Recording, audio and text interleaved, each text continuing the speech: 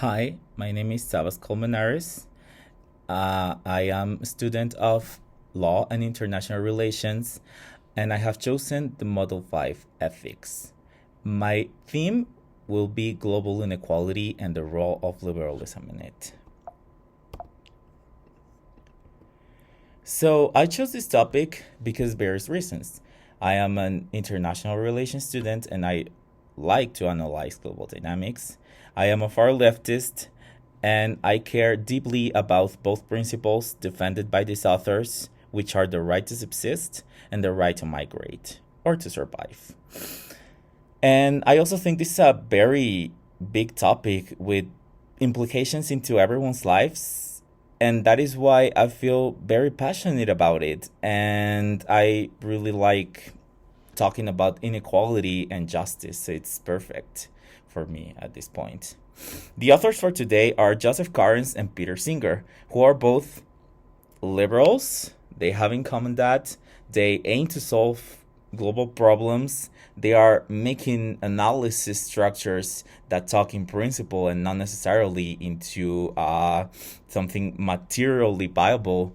And they never mention the racial component in both of their texts analyzed here. Peter Singer is a utilitarian philosopher.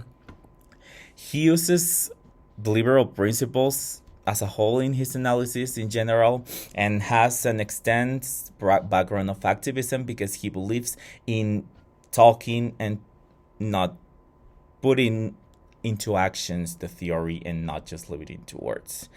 And he provides a chain of principles in which he bases his analysis of world hunger.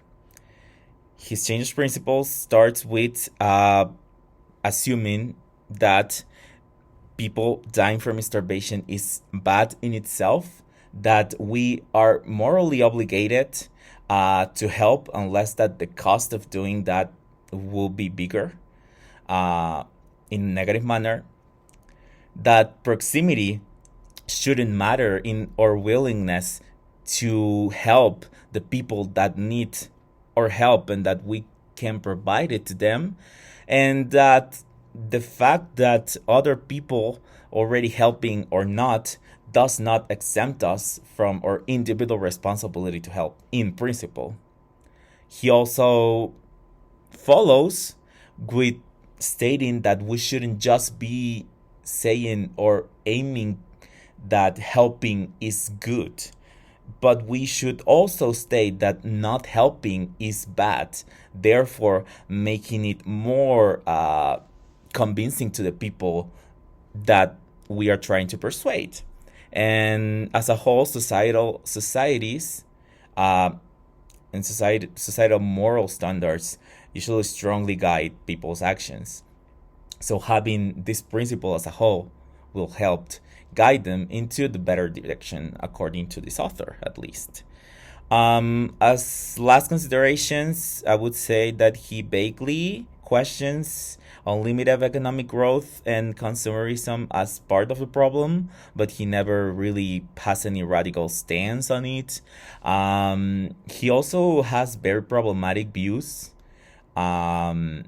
in general, and he has let his utilitarianism guide him to some negative premises. He has a history to support eugenics, and even in this text, he states that eugenics can be desirable to help solve this problem. On the other hand, Joseph Carnes, he's a long-time open borders activist, so this is a topic which he feels very deeply, strongly about it. He seems to be less problematic than Peter Singer, and he has just one main principle instead of a chain of them that is supportive by a comparative analysis of approaches of liberalism.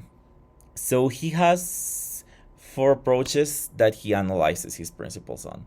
First, Nozick's approach that puts private property above everything else, and that thinks that markets are the ideal, he doesn't specifically refuse free borders, and also free workers trade, the ability of workers to move freely from borders and work and engage in market to whoever they want. This would be something desirable, as current states into the ideas provided by Nozick.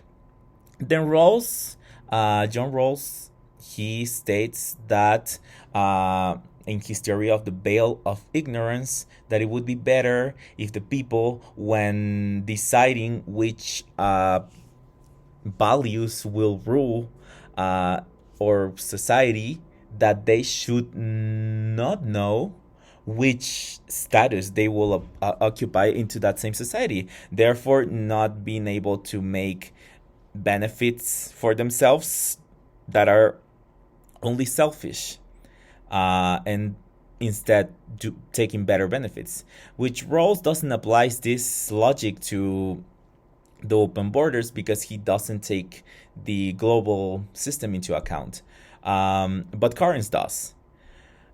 Then utilitarian, open borders will boost the economy on the one hand, and on the other hand, it will relieve the suffering of a lot of people who are trying to escape from the context that gives them unsafety and suffering. Therefore, it's a win-win, both for the economy and both for the helping of the people in need. And last, he takes into account the communitarian standpoint, in which the communal values of a community are above all else, but he acknowledges the applicability of these values into the private sphere, but not into the public sphere, because the public sphere should always aim for equality. Last considerations for this author. The author wants to fit his principle into the different forms that liberalism can take, but I think he's forcing it too much, and I think he doesn't understand that maybe it's not compatible, liberalism, with what he is trying to argue in favor of.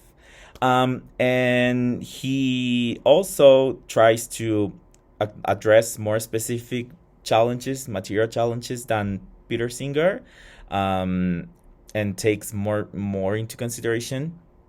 So that it's also a good thing for this theorist. So, moving to the part of my question. How can post-colonial Marxism expand on the theoretical frameworks and the morality ideals critically provided by authors Peter Singer and Joseph Carnes? What is post-colonial Marxism anyway? Let's break it into two: Marxism and post-colonialism.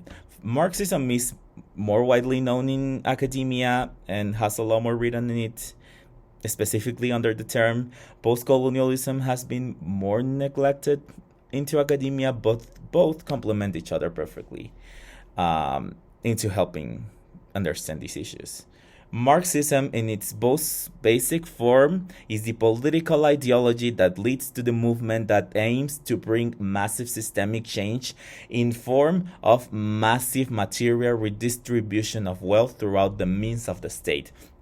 So you need the state as a part of the redistribution for it to be Marxism. Without the state, the bourgeoisie will immediately take its place, and this will always be bad for the most vulnerable members of society because of the dark interest of the capitalist ruling class to maintain and expand their powers without limits. Post-colonialism has a main premise that there is a world domination system called white supremacy that allows for wealthy people to reproduce into white people and oppressed class to reproduce into people of color, therefore maintaining this global difference that is also historical.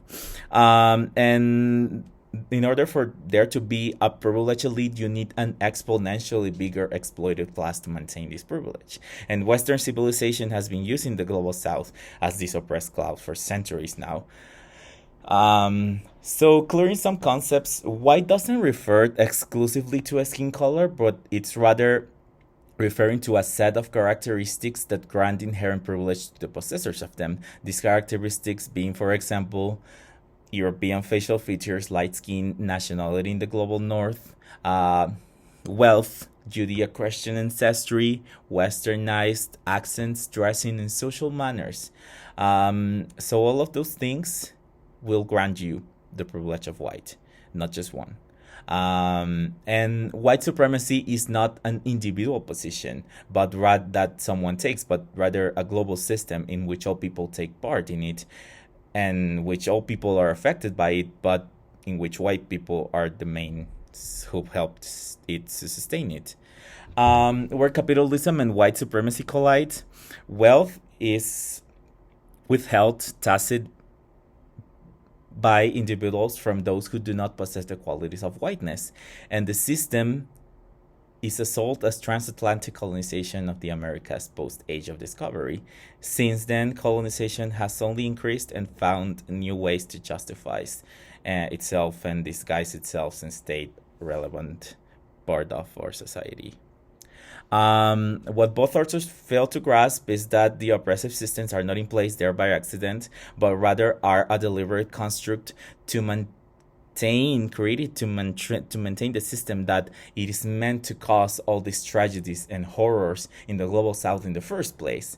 And white people have been trained their whole lives to be desensitized to the suffering of people of color, and they are trained to see it as inevitable or even normal. The oppressor, in this case, the whites, convince themselves that they are superior and that their superior context is earned and that they deserve it some way. My next point, something I'm very passionate about, the genocide in Gaza, and helps to exemplify it, what I'm talking about here perfectly. I've been studying this topic in depth since I was 16, and I always had the passion for Middle Eastern culture, Arab and Muslim cultures. I've learned by now, which by now we should all be aware of this, that Israel is not a Jewish state, whatever that's supposed to mean, but rather it's a white supremacist state disguised as Jewish. And Israel is essential to Western control of the region, but has now completely gone out of hands for Zionists. And harsh truths about this genocide, it's not a secret that most of the world population is with Palestine, but the defenders of Israel are overwhelmingly white, and its main supporters overwhelmingly white and wealthy. Countries who support Israel are mostly white majority countries in the global north, and the whites who condemn the attack also titillate to condemn other horrors of Israel. Also, let's notice that Western media has played a key role in dehumanizing Palestinians with their propaganda. So where do we go from here? Let's not think that because we're whites, it's too late to change. I know I'm guilty of the same things, and that's what's making me feel so strongly about helping solve this issue. We as white people are in the perfect position to help make conscience in other whites like us and spread the conscience to help solve this problem. So forward to the future, what I expect and what I hope and what I pray for is to free Palestine, to free the colonized, to free the global south, to free the world, and to free humanity as a whole in a consequence. I know this has been a long presentation, but thank you for listening.